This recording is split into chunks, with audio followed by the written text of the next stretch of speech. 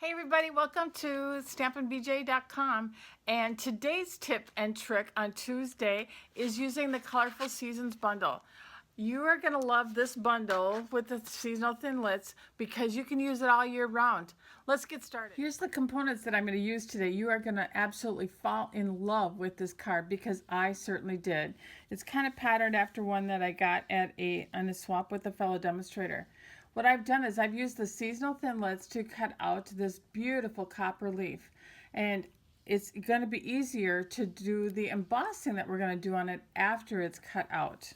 And then I've got a stitch shape framelit. I've got a piece of the Color Theory Designer Series paper. You see the variegation in it. It's going to actually look beautiful. I've got some old olive chevron ribbon and old olive card base and some whisper white. So using my Colorful Seasons, what I'm going to do first is I'm going to make sure that I have no stickiness or humidity on the piece that I'm going to emboss. So I'm using my embossing buddy, and then I'm going to ink up my stamp, and I'm just going to stamp it right over the top here. And with it, because it's photopolymer, I can actually do that and match it up very well. And now I'm going to just go away and emboss that. So here's my finished leaf. Isn't that gorgeous with just the tone-on-tone copper embossing powder on top of the copper? The reason I didn't emboss it first and then die cut it, what I found when I did that is that when it went through the Big Shot, they kind of smashed down the raised embossing. So this works out just a little bit better. Love it. You're going to love this card.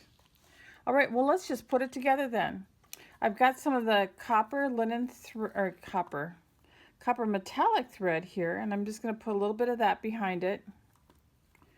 My little trick of running around 3 fingers and then grabbing it in the middle here and putting it on a glue dot helps me kind of tame it a little bit so that it's a little bit easier for me to place where I'd like it to be. Kind of right like that, looking good.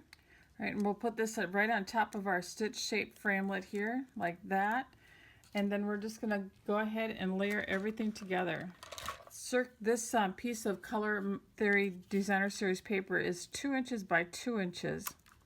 And I wanted the copper to show up a little bit, so I made the copper 2 1/4 inches by 2 1/4 inches, like this. I think it just really highlights that card a whole bunch. All right.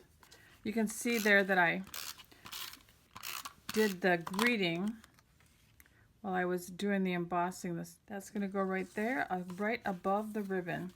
And this is that mini chevron ribbon, and you can see it's really soft. Actually, it's very easy to work with. I was pleasantly surprised. I don't like the really stiff ribbon because it's harder to make the square knots and make them look good.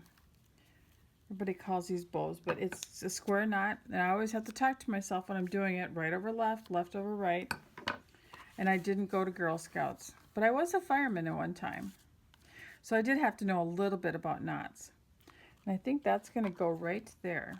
There we go. Oh, and then we'll get our fold done here. And we've got a gorgeous, gorgeous card. Look at that. Wow. I love that detail. Thanks for stopping by today. I hope you enjoyed this little tip on how to emboss with also running it through the Big Shot.